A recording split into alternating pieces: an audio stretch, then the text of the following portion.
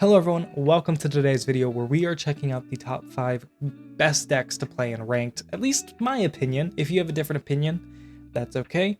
I'd love to, hear your argument. In today's video, we're going to break down 5 different decks that just have completely dominated casuals and tournaments, basing a lot of this off of what I see in tournaments. We're also going to have a few honorable mentions because there's just so many decks in this meta that you can't not have honorable mentions.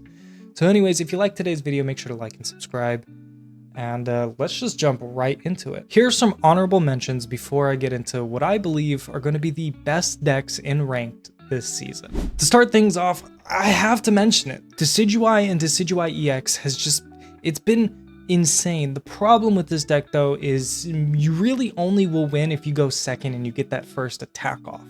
Now, there's still chances you can win going first. I've seen variations of this deck play Chingling, and that slows your opponent down and gives you time. There's so many different things you can do with this deck, and I think it's not very versatile like some of the other ones on this, but I do think that it is going to be a formidable opponent going into this ranked season with Megas, because you can just snipe the Megas off the bench. But like I said, I don't think that it is very flexible, and you can't really throw it into whatever. I have seen this played with Jolteon EX, and that's a little bit more flexible, but I don't think it's as good as this original deck that you're seeing on screen. This is another honorable mention, the Hydreigon deck. Solo Hydreigon, this time with regular Absol to hit the bench.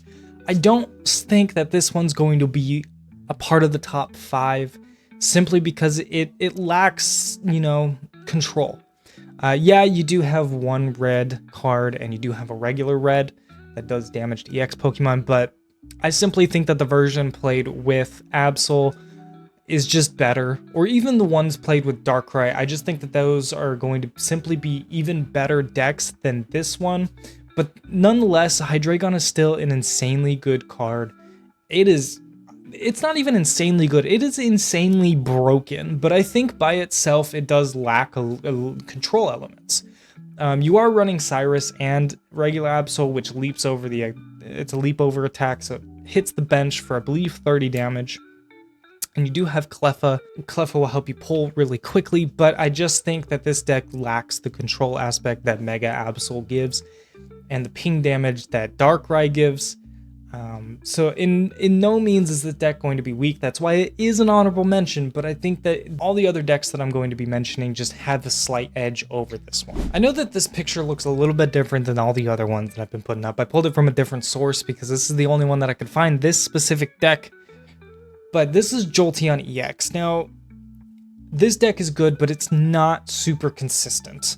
The problem is you could start with Pikachu and nothing else. You can start with Eevee and nothing else. This deck is just not super consistent. Pikachu dealing 150 and then all electrical energy goes away, and having base HP at 120 just makes it super, open to being one-shot by almost anything used in the meta right now. Jolteon is an insanely good card, but I just don't know where exactly it fits in a deck. This deck by no means is weak, but unless you get a good pull or the right cards at the right time, I don't see a way that you can come back from bricking. Even with Copycat, I've played this deck a lot and it was about 50-50, so it's still a really good win-loss rate, but I don't think it's going to hold up against some of these other decks. Now, decks that like Magnet Zone or having Giratina, this is really going to shine, but only if you have Jolteon in the active zone. Other than that, I foresee this one being a formidable enemy, especially if you're playing Electrical Cord and Elemental Switch, which most decks that I see that are Lightning Energy do play one of these two items at least. You have X-Speed to get out of situations without burning energy. You also have Cyrus because of the ping damage that Jolteon does. Obviously, you have your Professors and Pokeballs. You have May to help you pull some of that, but simply I think that this deck lacks the, consistency that some of the other decks have. It is by no means, like I said, a weak deck, but I think that the other ones again have a slight edge over this one.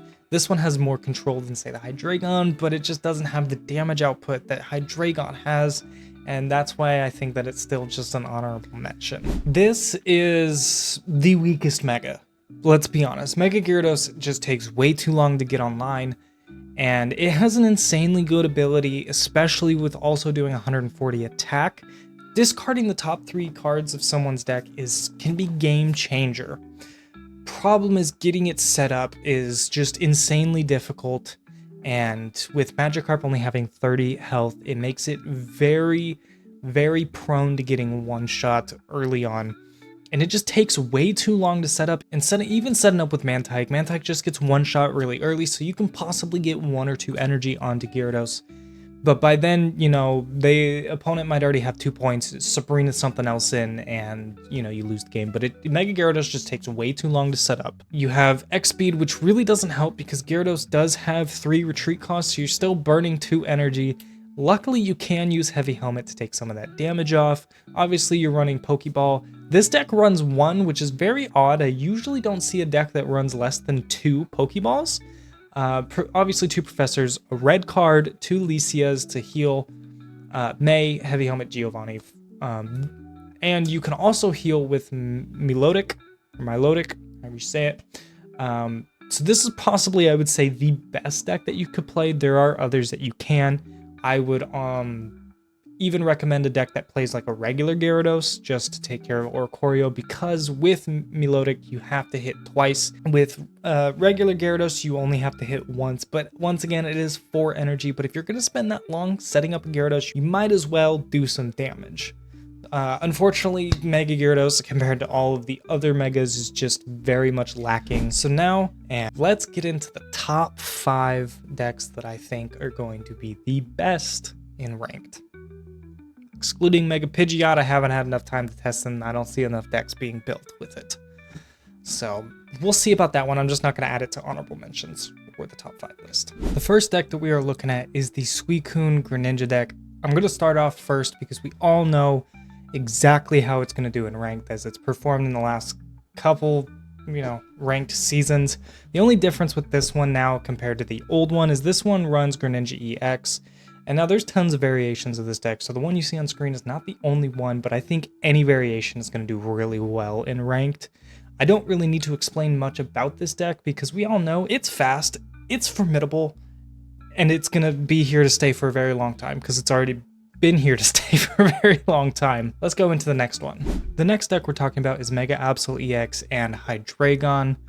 This deck is going to dominate. I mean, Hydreigon is just insanely strong. It's on top of the control aspect of Mega Absol being able to get rid of 1 supporter card every time you attack. I have no doubt that this will be a very strong competitor in the Ranked season, especially when you run a Giant Cape, beefing up Mega Absol even more than it already is, running a Cyrus, disruption cards like Mars, and red cards, Pokeballs, Professor's Research, and even a red, which does 20 plus damage to all EX Pokemon, and being able to heal with PCL.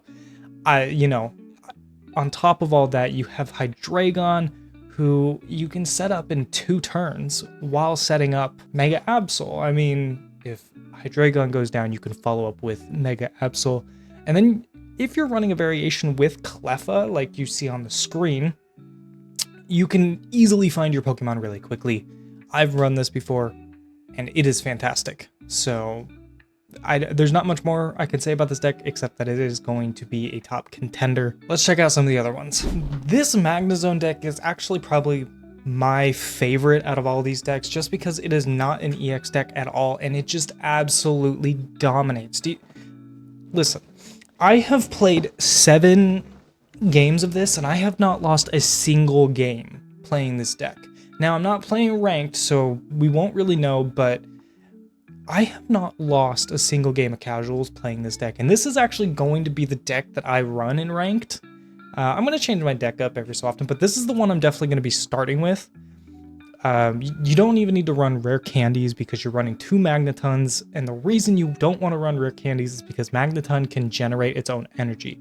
This is the first time that you want to run a stage 1 instead of rare candies, simply for the fact that this deck can generate its own energy. Magnezone hits for 110. By the time you get Magnezone up and running, you should be able to have at least 4 energy on it, so you can attack for 220 damage in over 2 turns without ever need to put energy on Magnezone because you already have it generated. And if you get Magneton, enough energy to, and then you evolve into Magnezone. That next turn, you can just start setting up Oricorio to follow up if an EX takes out your Magnezone. Running Chingling as well slows your opponent down to allow you enough time to generate the energy and get Magnezone online and to pull Magnezone. Running 2 Copycats allows you to just reset your deck or pull more to ensure that you get the Pokemon you need.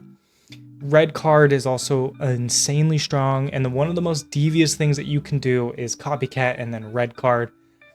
I love doing it. It feels so good and so much fun. Obviously, 2 Pokeballs, 2 Professors, and then a PCL. Giant Capes to help Magnezone not get one-shot by most Megas. And you can put it on Oricorio to help beef it up a little bit. This is a personal favorite deck. This is probably the strongest deck I have ever played in Pokemon Pocket. I don't know how y'all feel about it, but I am super excited to use this in Ranked. And so hopefully this is the deck that can get me to Master Ball. Anyways, let's go into our 4th deck. This is, of course, Mega Altaria, one of the most formidable and probably, I would say, the best deck to play in Ranked, simply because it is fast, it is aggressive, and you just can't go wrong with playing it. If you play this, you are almost, I would say, almost guaranteed to win. I think that honestly, we're going to probably see around a 60% win rate with this deck because it is just insane. And we all know that when going against a Mega Altaria deck, their first set of cards, the first 5 or whatever that you pull, they get everything they need and they just sweep. Like, there's no deck. I have not seen a deck this strong since Greninja Suicune came out, or even Dark Tina.